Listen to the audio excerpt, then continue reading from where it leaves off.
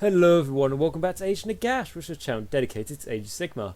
Now, in this video, what I wanted to talk about is the problem that I have, and I'm sure there's a few of you out there who have it as well, and that is maybe collecting a few more armies than I should do, rather than just sort of concentrating on one. So, the reason I wanted to talk about this, as like I said in my last video, I'd been out of the hobby for a while due to work, and coming back into it over the sort of last week, like just slowly sort of like, you know, seeing where I stand on my own personal hobby, and it became quite frighteningly apparent to me that maybe, like I said, I've got a few more armies than I should do, because honestly guys, I was going through my stuff and I had loads of unfinished products to do, multiple armies, some I hadn't even touched. And to start with, I have obviously my Death Army, which is a very big army. It's around 13,000 points, something like that. I've got Nighthorn that I have got, and I haven't built or really painted any of it yet.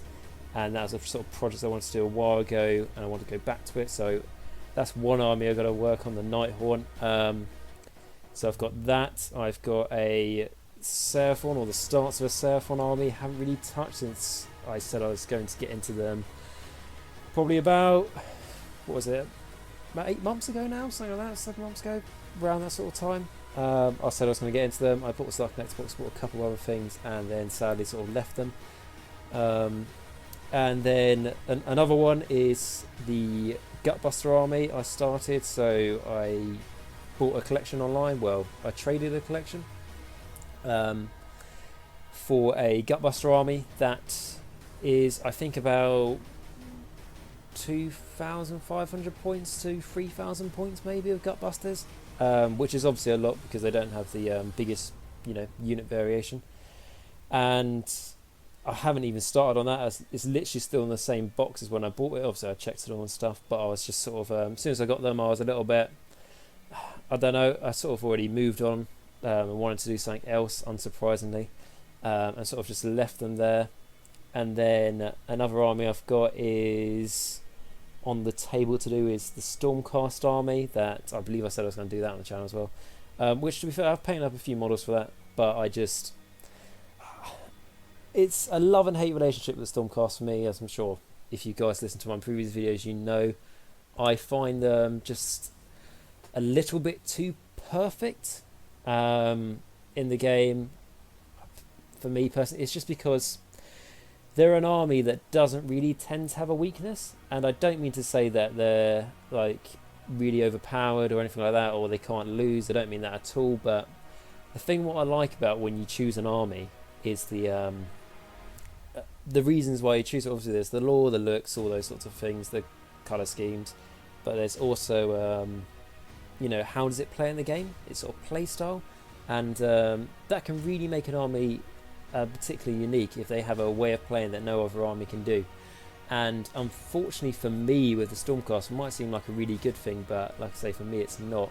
It's that they can really play in any phase of the game. They have the tools in the box to be able to be really good at magic, really good at shooting, really good at movement, really good at combat, ways to practically ignore the battle shock phase, and obviously really good command abilities as well, which, because they're good at all those things, it sort of put me off a little bit.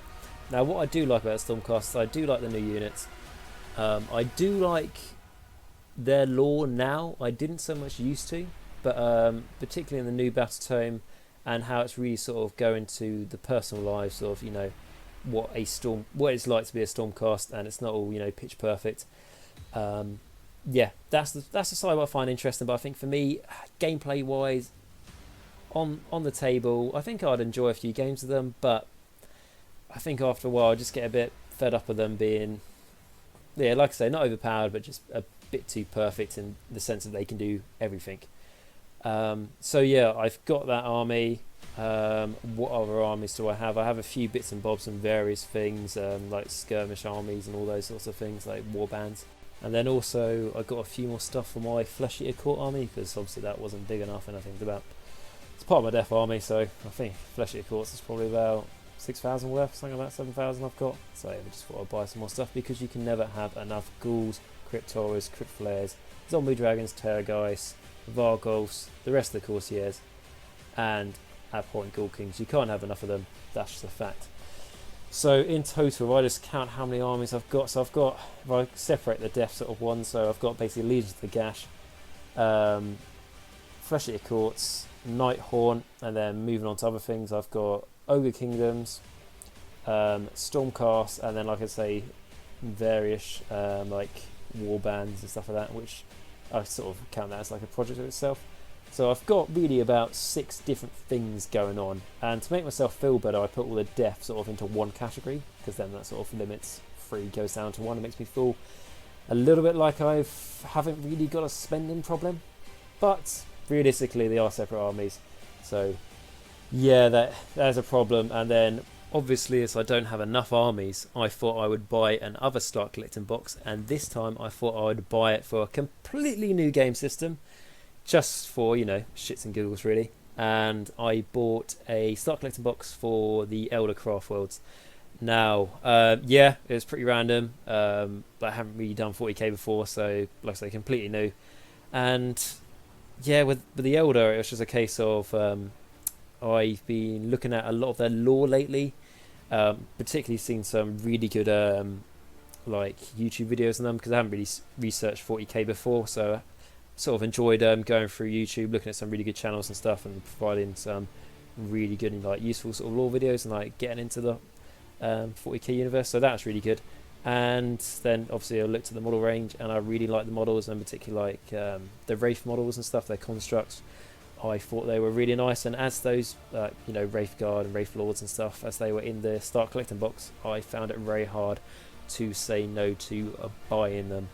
So yeah, I thought, just to help out my, like I said, like 6 projects I've got going on at the moment, I thought I would add a 7th onto them, you know, just to you know, 7 is Nurgle's number.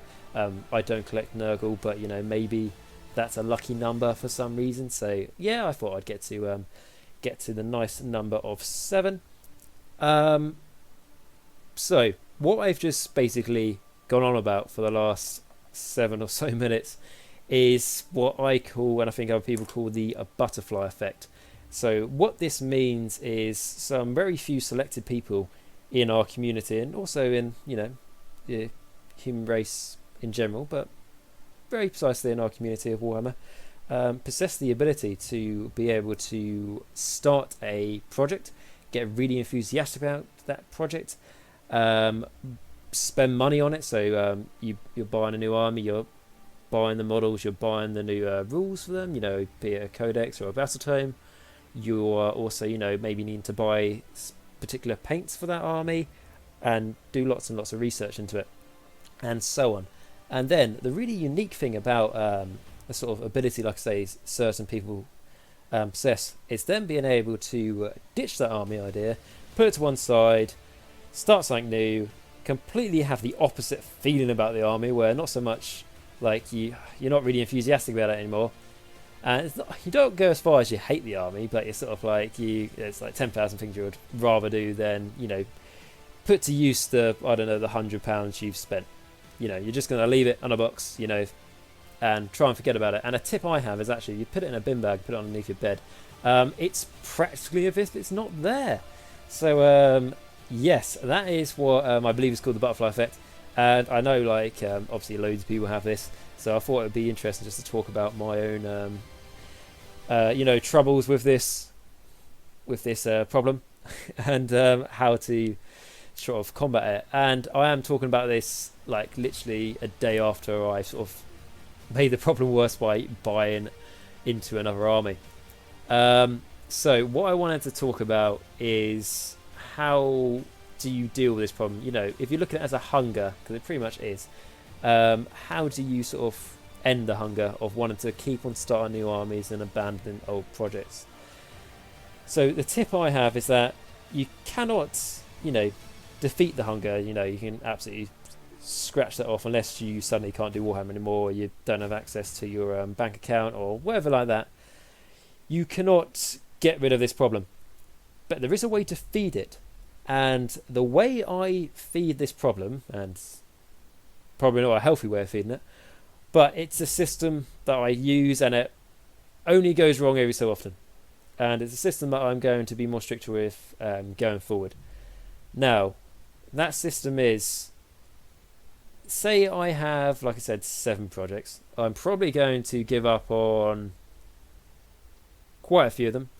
If I look at it's like the Flesh Eater Courts, I've got more than enough. I'm not worried about building the other stuff for them right at the moment. If I then look at Ogres, unfortunately, I'm probably going to try and sell them on or something, just because I've really got no need for them at the moment.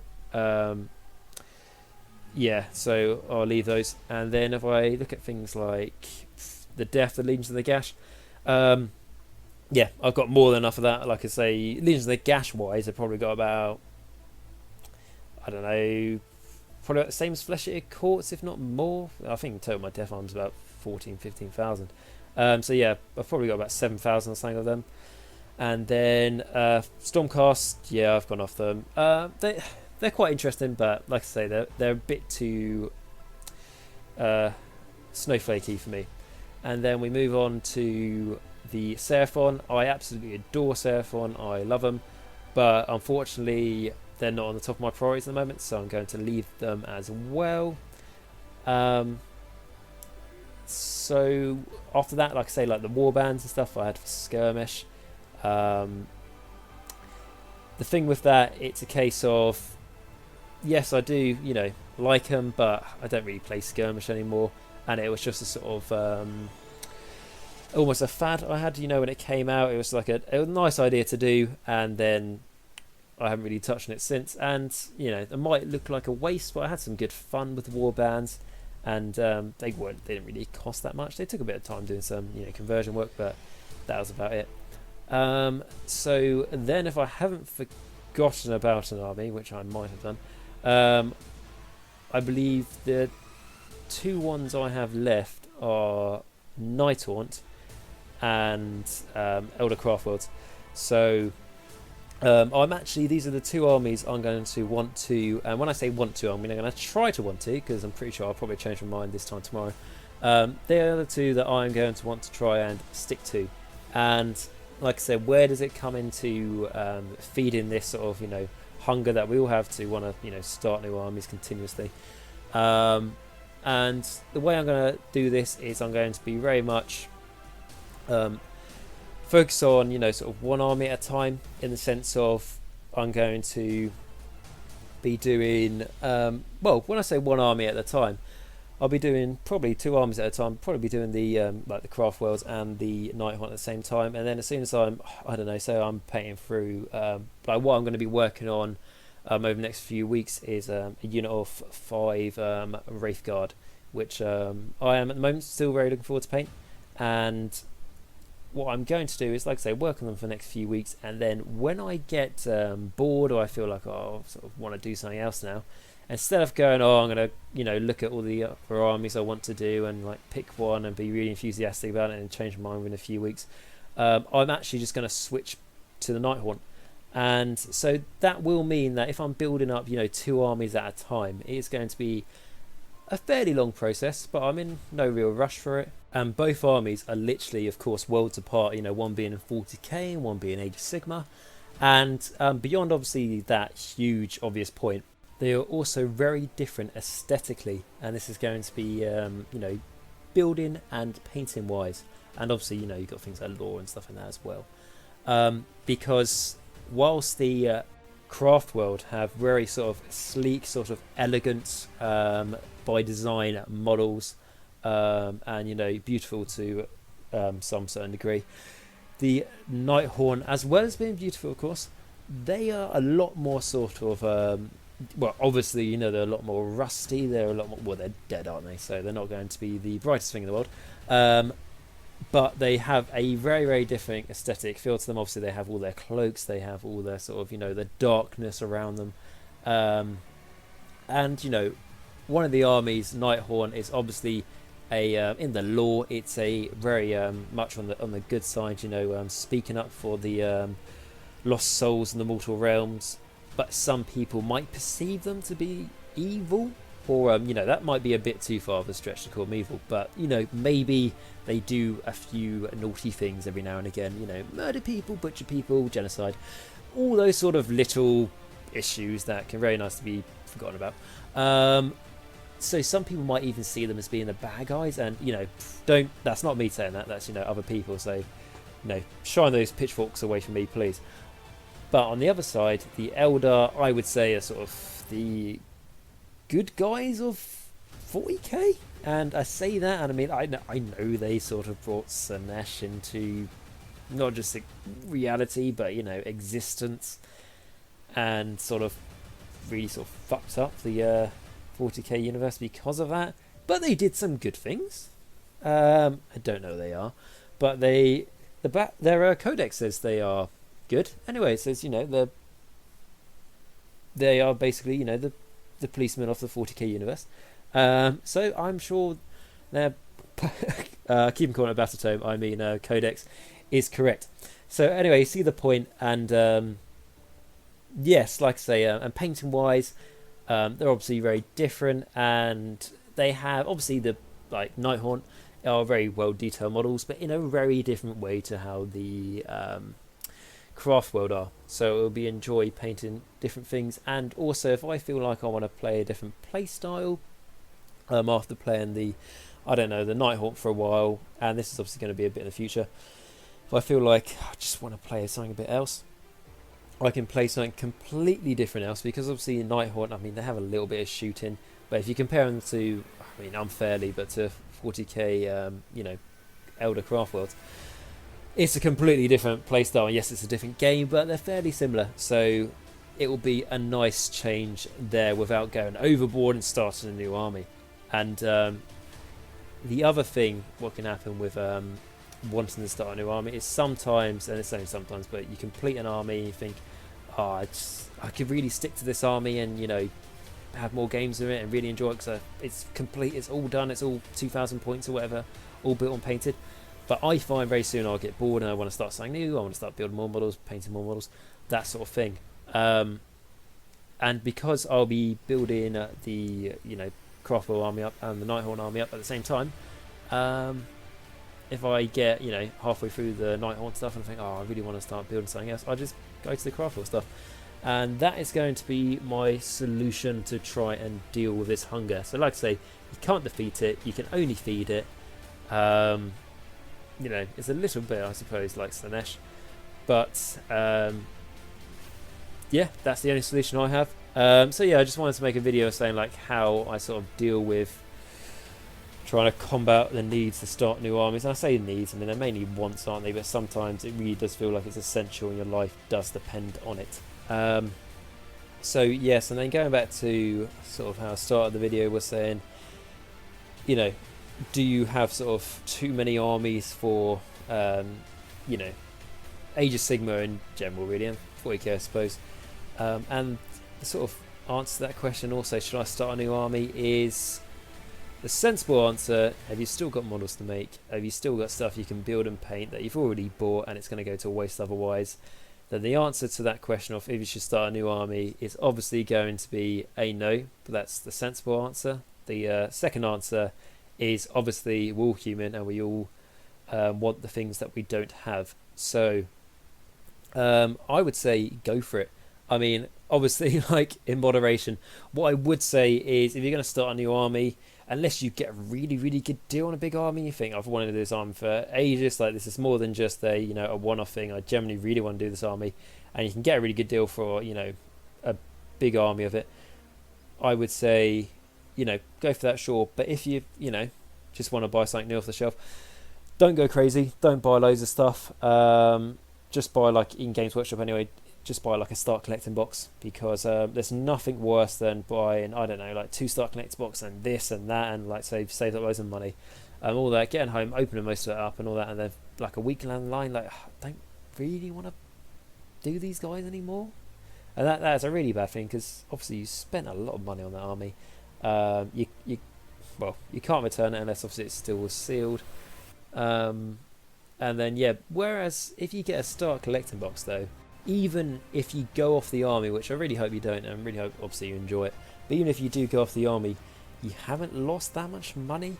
And a site that I bought my Craftwell stuff from is a website called Darksphere, and I think it's a UK website, I'm pretty sure, so I don't know if you'll be able to get in any other countries, but I think they do ship internationally, so, but I don't know how the price is going to be. But anyway, in the UK it is really good value. They sell Start Collecting boxes, obviously brand new and stuff, for £37.50, and just to make sure I'm not obviously endorsed or anything by their website or anything, it's nothing like that. I just thought I'd mention it as it's a good way that I found recently to buy a few models from, and that's particularly because I haven't really gone off Games Workshop, but I'm a little bit put off because of the change of style they have going on in their stores. Now this might just be my store, I've been told it's all the stores, so in the UK anyway, so if I am wrong out there, please let me know, and I'll be very grateful to hear about it. But the change has been in my store, and it's been for a while now, is it's quite a big Games Workshop, quite a big space, and we used to always have 2 4x6 foot tables in there. Now that was fantastic because obviously one would be for 40k, one would be for Age of Sigma. You can have 2,000 point 40k games, you can have 2,000 point Age of Sigma games, and that, you know, let's face it, 2,000 points, I'm not absolutely sure on 40k, but I think it is, but Age of Sigma it certainly is. Unless you're just starting out, 2,000 points is the standard size large game you'll have, and most of your games will be large because, you know, you want to bring all your big toys and stuff to fight with. And then the problem I've had with my Games Workshop is they've changed the table sizes to 4x5 4 foot, and that obviously sounds like a tiny change, and I'm complaining about nothing. But the only problem with that is I've tried to have a 2,000 point game, and you literally can't fit the models on the board on that. And also, if you're trying to practice for tournaments and stuff, it's not a fair representation of what a tournament's like. So you can practice your list, but you're not practicing on the size of the board there would be. So flanking units don't get used properly. Other, you know, teleporting units, other maneuverability, also things like ranges for shooting and combat and just everything. Sort of feels a bit artificial for me, because if you're going to a tournament, it's going to be, it might sound not like much, but it's going to be completely different to the practicing you've been having on that smaller table. So because of that, I've been using the store a lot less to have games with, because I can't practice the games I want to have on it, you know, on the tables in there. So obviously I've been using the store a lot less, which makes me feel like I am less obliged to buy from my store or to, you know, support it. And I don't like encourage like people, you know, unsupporting Games Workshop or anything, because in my local store anyway, since I've been getting into this hobby since that Age Sigma starts, what's that, like 4 years now, something like that? I've probably spent, I don't know, anywhere between like £2,000 to £3,000 in there, if not more, which is, you know, loads of money. And it's also been a sort of business change from Games Workshop at the moment. And like I say, this is happening in my local store, but I have been told it's happening in all of them. So, you know, let me know if I'm wrong. But it feels a lot more business orientated. And firstly, what I will say about Games Workshop, it is business. It's not there to be a friend, it's there to make some money. However, the interesting thing about Warhammer is that Games Workshop isn't really just trying to sell you products, which that's essentially what they are doing, but it's the community they're selling to you. You know, it's the whole hobby they are selling to you, not just buy this thing off the shelf and, you know, we don't care, we see you again, as long as we're still getting money. And the problem with their like sort of business approach to my store at the moment is like, even I should say, like, change to the tables means a surprisingly a lot less people are playing in the store now. And because less people are playing in the store means less people are really sort of buying much in the store, because also of like the size of the tables, like going back to it again, which makes it sound like I'm whining hugely, but because the table size is smaller and the store, let's be honest, it's really the only sort of place I play. So if I'm forced to play smaller games, I'm not going to buy that 5th zombie dragon that I've been really want to buy for ages, because I really need it. And because I can't, you know, I'm not going to buy the big things, because I won't be able to use them in my army because the table's, you know, not big enough to support those kind of purchases. It's what, you know, reality, that's what it turns out to be. And it's not just that, it's also, it feels like there's a, in the store there's a feeling like if you're not in there to sort of buy anything, you know, why are you there? Now I don't mean that as in you know, obviously Games Workshop, it is a business. It's there to sell you things. It's not there to be a friend. Of course, I know that. But there was times where, like, I think, like last 3 years or however long I've been going there until recently, if I walked past the shop and I had like a spare 10 minutes, I would almost feel like it's a bit rude not to pop in, say hello to everyone, you know, chat, see what's going on there, hobby and all that sort of thing, and just basically just talk about Warhammer like we all love doing. But now I feel like if you do that, sort of like, you know, either buy something or don't really be here, and that's also sort of the feeling you get when you're trying to have a game as well. It's sort of like after that game, obviously nothing like this is said, but you sort of feel like read through the lines, you think, you know, I hope you're going to buy something after that game, otherwise, you know, you've wasted the oxygen in here. Which it's not just me who's felt like this, it's quite a few people, and because of this long whole rant I'm going on about Games Workshop, which basically sort of derailed this video a little bit, sorry about that. But I'm just saying that's why I feel less obliged to buy things from my local store, because I'm personally not spending nearly a lot of time in there at all to get my money's worth. And like I say, on this Stark Sphere website, I bought a Stark Collecting box for £37.50. Obviously, you've got to pay postage on it, but I think if you buy a certain amount, postage is free.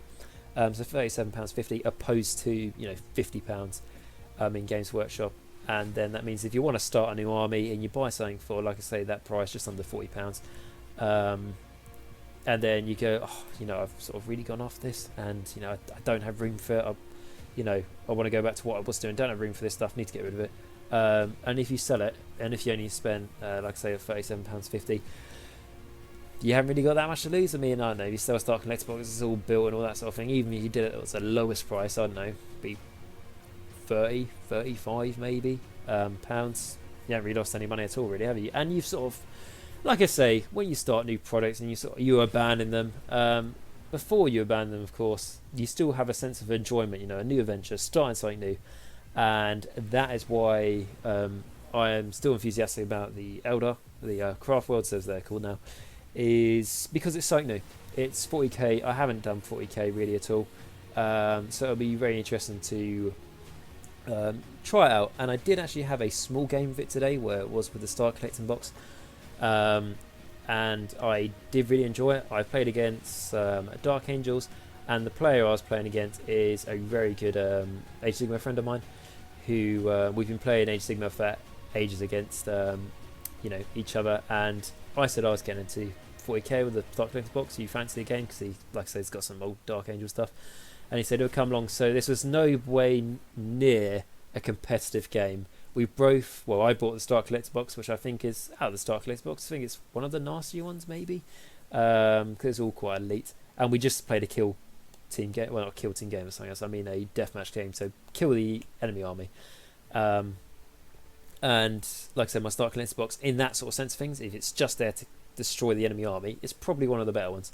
So he brought a fairly like high combat-y army as well, basically just to destroy vehicles, because a lot of my stuff was like multi-wound models, and with good saves and toughness. So anyway, we had this game. It was good fun, good laugh, learning the system. We sort of played, we probably got a few things wrong maybe, but you know, we're basically just playing it as is Age of Sigma, but obviously what we knew of 40k, we added that in as well. And what I can say is I can see why people don't like the Elder too much when they play against them, because as far as I'm aware, I was playing all the rules right. I think I was sort of underpowering myself as well, because there's quite a few things I forgot. Like when it came to the psychic phase, I knew there was a spell called Smite. That's the only thing I knew. I do have the Elder Codex, but I haven't looked through it fully yet, so I was unaware of all the lovely spells they have in that book. So like I say, I was sort of, you know, handicapping myself a little bit, just because I haven't read through everything. And still then, the Eldar really destroy the Dark Angels. And like, I wasn't playing against someone whose knowledge of this game was probably just as good as mine, if not less. And bear in mind, I haven't really ever played 40k before. It meant his experience was not that much. But also, what was quite nice is when we've played many games of Age of Sigma, like countless amounts, and against each other, and he is always really lucky. he will admit he's generally a lucky person, and he gets told that a lot. And against me, which I'd say my luck is, out of 10, his luck is probably about a solid 8, and my luck is probably about a 5, if not a 4. I would say that's what my luck is. And then when we had this game of 40k and we rolled to who had the initiative, and he finished setting up first, so we got +1 to the roll. I believe that's how it works. Hopefully that's how it works, and that's how we played it. So when we rolled that, he won that, and that's obviously the first dice roll of this whole new game system that we ever rolled. And I thought, great, he's going to be really lucky in this game system as well. But throughout the game, my luck was pretty spot on and better than his, which I was really, really happy with. And maybe 40k is the game system where I can actually be the lucky one, opposed to the one who is always carrying above their dice and chucking them in the bin after every game. So yeah, it was really good fun, and it was really nice to play the army. I mean, like, the army's not painted yet, anything like that. It wasn't even sprayed in that game, unfortunately, what was a bit sad. But I wanted to have a game to give it a feel, see what it would be like, and really enjoyed it. So yeah, that was nice. So like I say, I've gone off a little bit off topic here, coming to talking about the Eldar and all that sort of thing. But what I wanted to say is, when it comes to if you should do a new army, really, obviously, ultimately, it's up to you. Try and do the army you're working on at the moment. And if let's say you really get fed up with it, you really want to do something else, then I will always encourage having more than one army, and then try and do a sort of, circuit, which I'm going to be doing with Nighthorn and Elder. So as soon as you get bored of one army, you go to the next one. And I can easily see people doing this for even if you've got 4 arms, so even if you've got, I mean, that is a lot of armies, obviously, but loads of people have got more than that, including myself. If you have like something like 3 armies, 4 armies, whatever, it's be really easy to go through them, and then when you get bored of one, you just go on to the next one, and the next one, and the next one. Then eventually, when you go back to the one you started, it's been quite a bit of time. You've been doing quite a lot of other projects that you've probably have ignited this fire of your love for that army. So yeah, I think I'm going to end the video there before I just go on talking about random other stuff. But the reason I wanted to do this video is because, like I said, it's a sort of topic I've been going through at the moment. I do have too many armies. How can I try and manage this? And like I said, I've given my way to sort of feed that hunger. And the other reason is because, like I say, I've sort of newly got back into the hobby, like after a period of, I haven't really been doing it for a while. So I wanted to do something that we can all relate to and quite general, opposed to something that's really in-depth and tactical about a certain thing.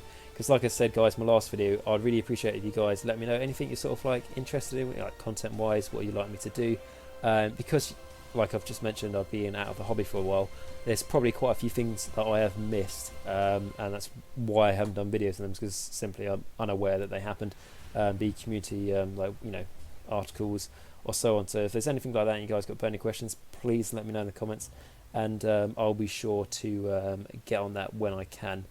And yeah, so that's about it. That's all I was going to say. Obviously, a few videos ago, I said I wanted to do a Beast of Chaos army. That's something I do want to do at some point in the future, not now, because I have far too much now. And like I said, I'm going to stick to Nighthaunt and Craft Worlds, crack on with that, and hopefully not get bored of it. Although I would really like to do a sort of like Emperor's Children army at some point, because I really want to do that right now. Anyway, so again, guys, I thank you very much for watching this video. If you have enjoyed it, or if you found it anyway useful at all, please like, subscribe, and comment down below. And like I say, let me know any sort of videos you'd like me to make in the future, as that is something I really am sort of after. The sort of, like I say, guys, if I can't make these videos that often, I would definitely like to try and aim these videos towards things that you would like, opposed to me just coming up with random things, and might not, you would have rather something else. So sort of help you situation. And it can even be things I haven't done before, like showcasing parts of my army, like my Death Army, or even talking about the adventure I'm going to have into 40k, and going into that a little bit. So all there is left for me to say is, until next time, I thank you all very much for watching this video, and remember, Nagash is all, and all is one in Nagash.